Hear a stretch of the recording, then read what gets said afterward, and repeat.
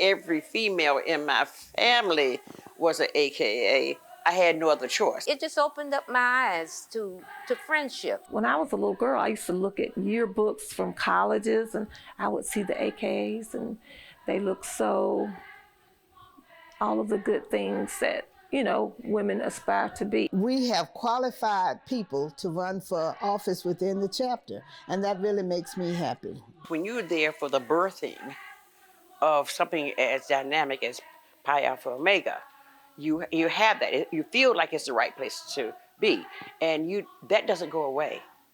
That doesn't go. It stays there even through turbulent times. Because the road is not smooth all the time.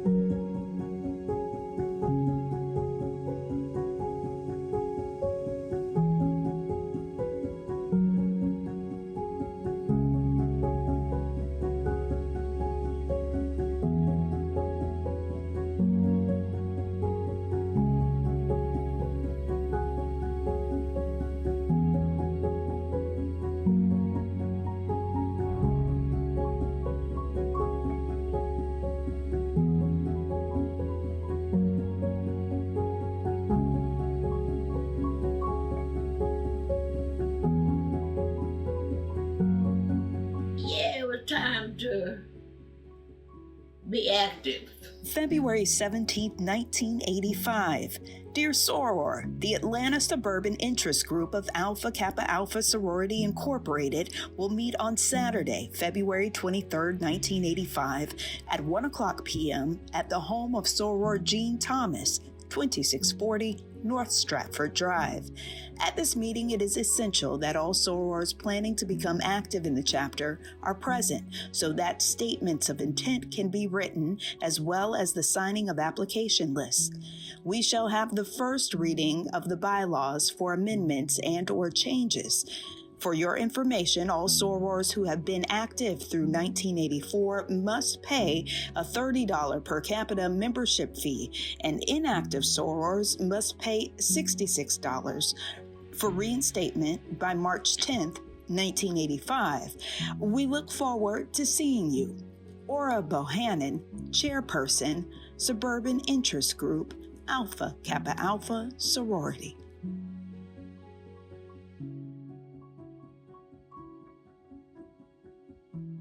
Yeah, we tried to put it together, honey. This new chapter.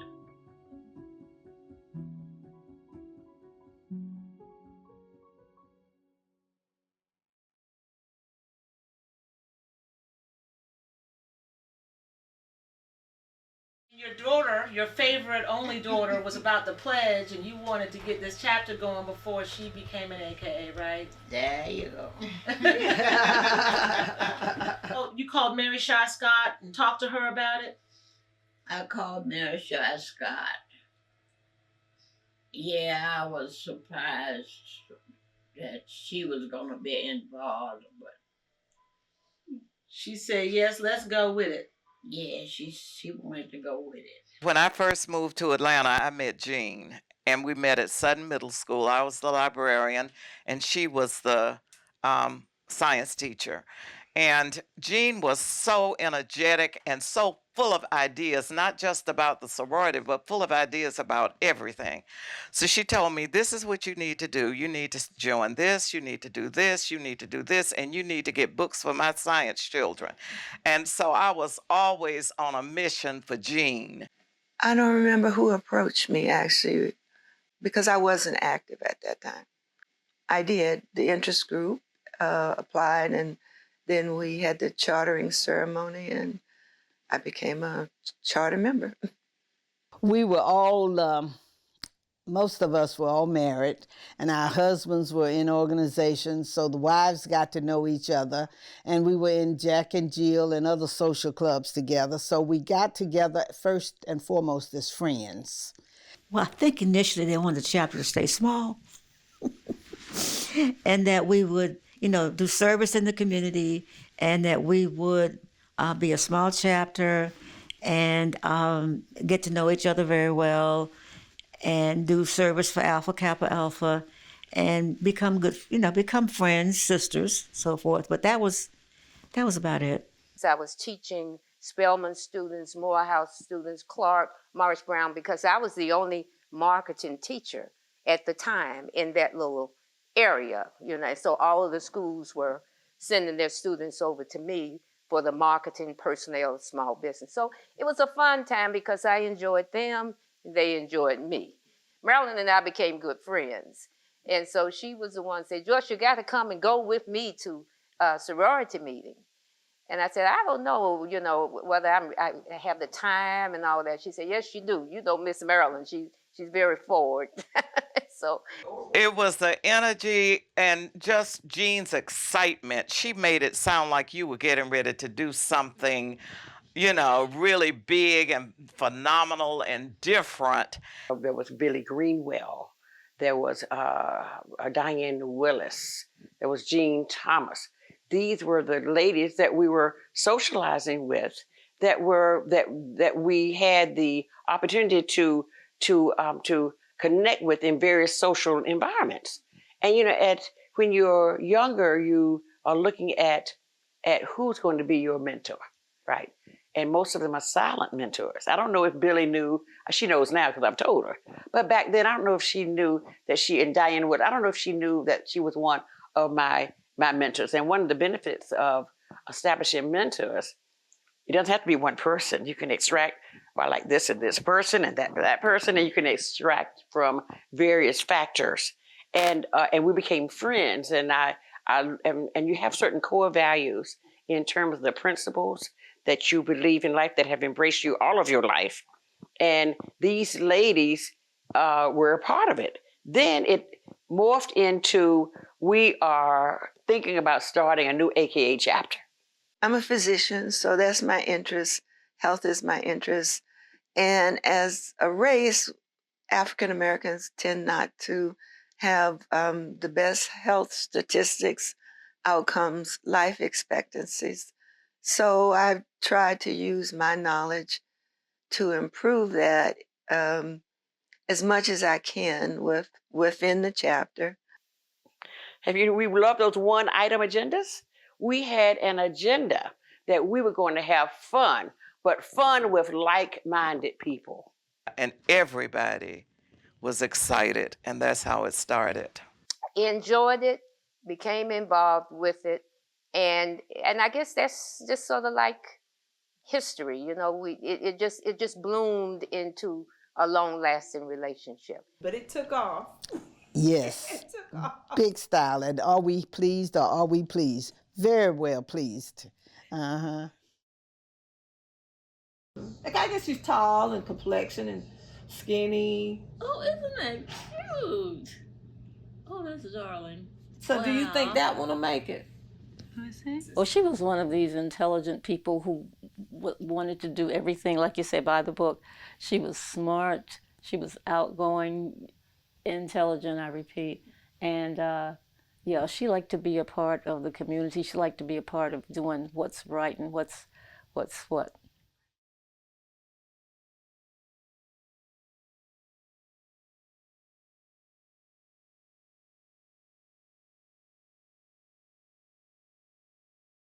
We were both working then. I was a flight attendant. She was a teacher.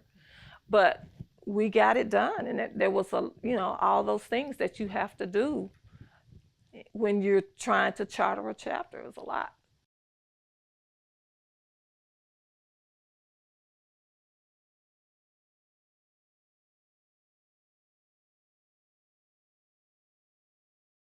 When you go up there, when you get to the north, she said the people kind of look down on you. I don't know who those people were, but yeah, she didn't want to talk about.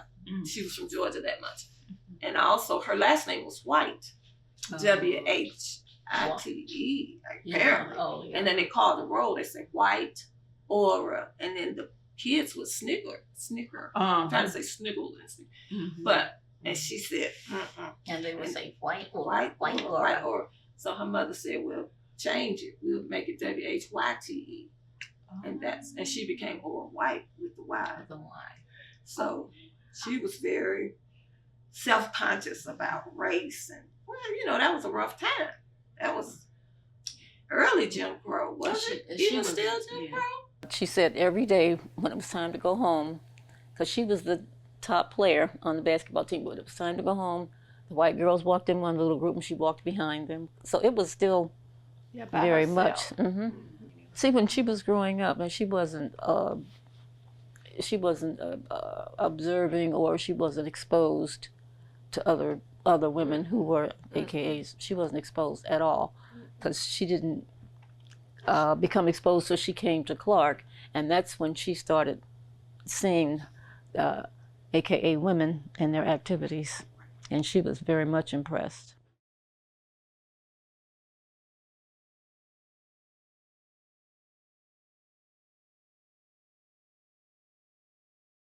I didn't know what to expect, because we didn't have chapters at Spelman at all. Spelman, we were a Spelman sorority, and so I really didn't know what to expect, but my mother thought it would be just great. So that's how I became involved, because my mother and her friends, Catherine, thought we would just be so excited about becoming sorors.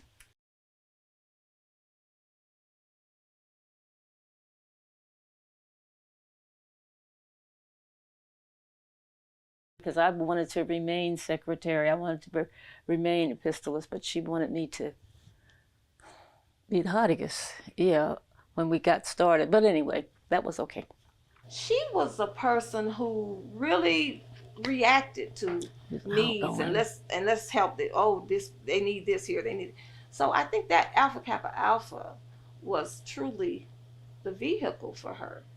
We had projects that we had to do in order to become a chapter. We did lots of projects, community service projects that we had to do. How would she take Pi Alpha Omega today? I don't know. I don't know. She'd be impressed with the young ladies and the younger sorors, and how together they are and how accomplished they are. I mean, I'm very impressed about, just the status of the young women. They're very busy. But they're inspirational too. Some of them, they're so accomplished. Like, wow, this person, they're this age and they've done this. It's amazing.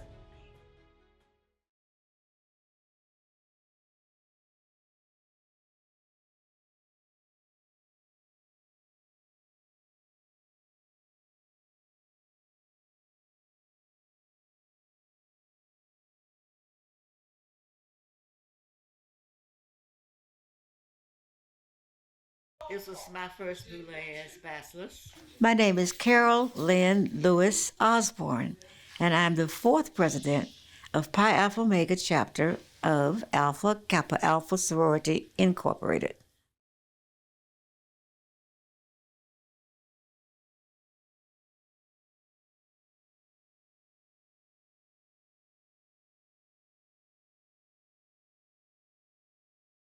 That morning, I remember Walter Cronkite came on, and we were all in this room together sewing, and said that President Kennedy had been shot. From Dallas, Texas, the flash, apparently official, President Kennedy died at 1 p.m. Central Standard Time, 2 o'clock Eastern Standard Time, some 38 minutes ago. We had to wear these black skirts, black shoes, black leather jackets, and we walked to the capital of Nashville, which was a good walk. And on the way, we picked up people from Meharry, we picked up people from Fisk, and we went to the legislative Capitol steps there, and had prayer, whatever, and it just started storming. And at the time, they sent it out that he had just gotten assassinated, and I had just gotten my letter of acceptance. So it was the best of times and the worst of times.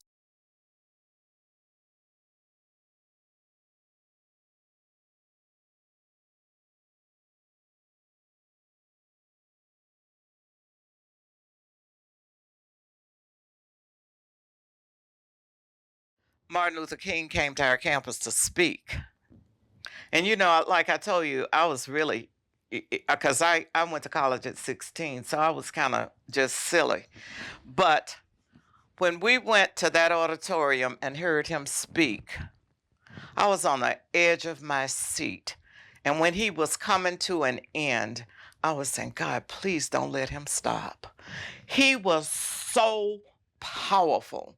I mean, just so powerful and so engaging. It was like you just wanted him to never stop talking.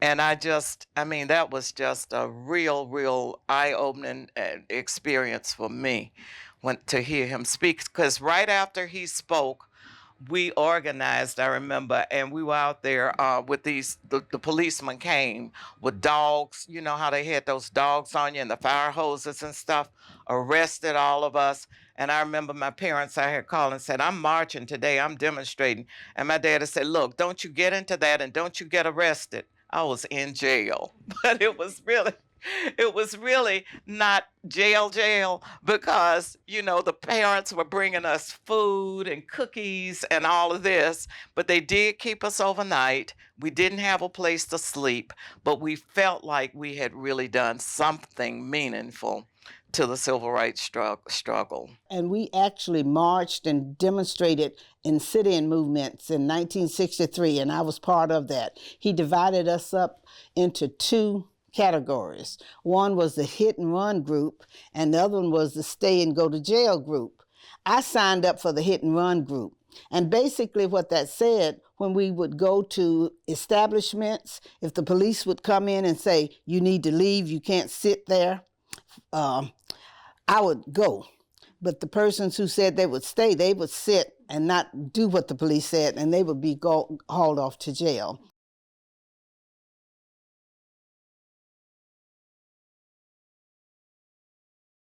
It's almost coming back full circle, coming back to the disheartening times that I experienced in segregation.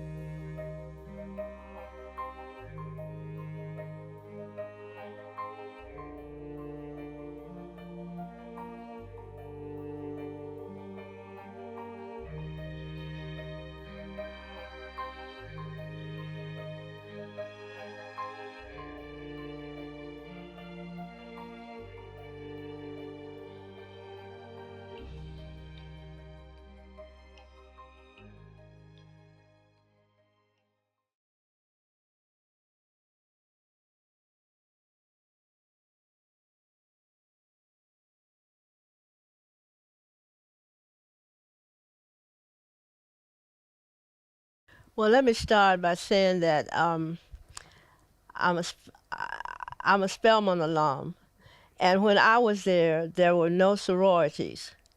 No, they felt that sororities would mess up the sisterhood. So I became a member of Kappa Omega and there was a soror who was a relative, soror Ann Long, that I admired. She was a distant cousin, and she said, "I think you'll be a good AKA." I said, "Oh, okay."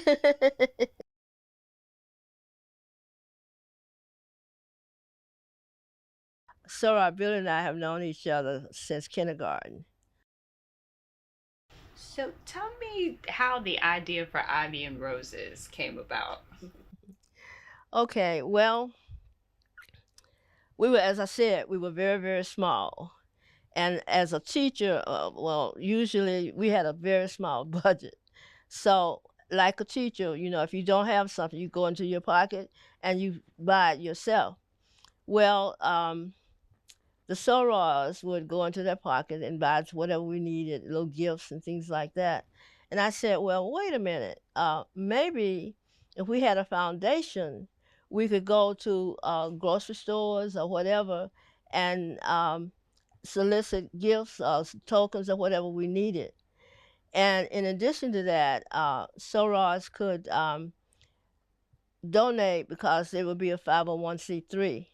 So those were two things. And one of the first reaction was, because we were so small, they said, we don't need it. We're too small. What are we going to do with it? The chapter submitted 4 names. I don't remember all of them. I remember the one that we chose, which was Ivy and Roses Community Fund. And so that was how that name came about. We didn't have to worry about an attorney because Soror Patrice Perkins Hooker was our attorney, and she kind of guided us and let us know how we should do, what we should do to establish the foundation. Once it was formed, I wasn't sure what it was going to be. I didn't know it was going to stay, or it was going to disappear, but I'm so happy that it has grown. It has served as a vehicle for numerous activities that Pi Alpha Omega has done.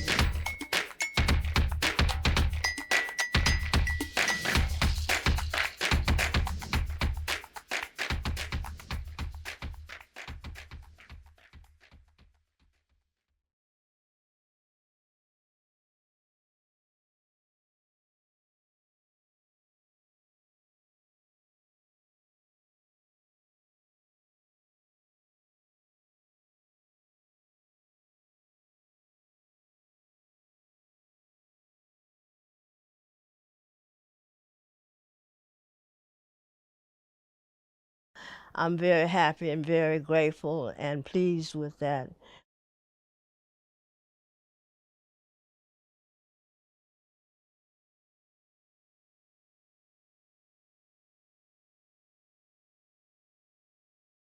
I can't even open my eyes all the way like this without blinking. I said without blinking. Without blinking. Now we have a place that we can go to. It's safe and it's just us. And so growing up in that and being fortunate enough to have that experience through my mom just kind of propels me to be able to say, I do want a home. I want my ownership. I want my space.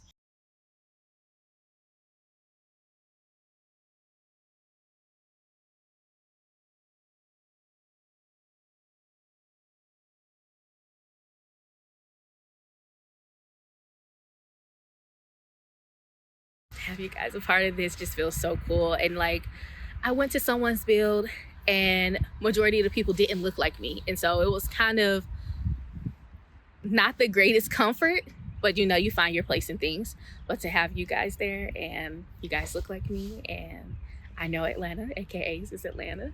Like it feels so much reassuring.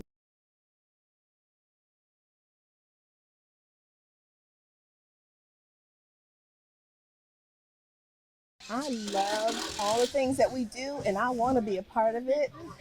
I am having trouble with my knee. I'm coming up for surgery, but I could not miss this opportunity. And I am here actually to serve. I joined the chapter about 3 years ago, and I joined because I think that is my ministry, to serve in whatever capacity that I can. And what better way to serve than to help build a house for someone else to raise their children and to live in and to just love. We're improving the community and the environment by building this home. So I hope that this will open up what we do on a much larger scale to really impact the community in major ways.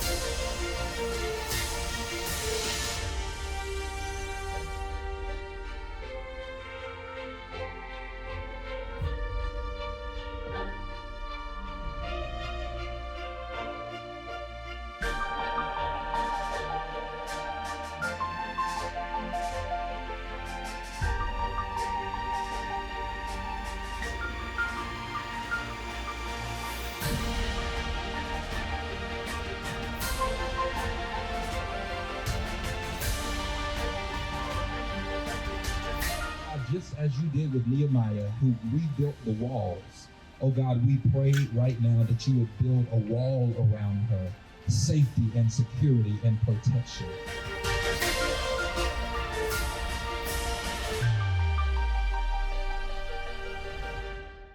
Eula Elizabeth Bird, Lily Bird, Margaret Flagg Holmes, Margaret and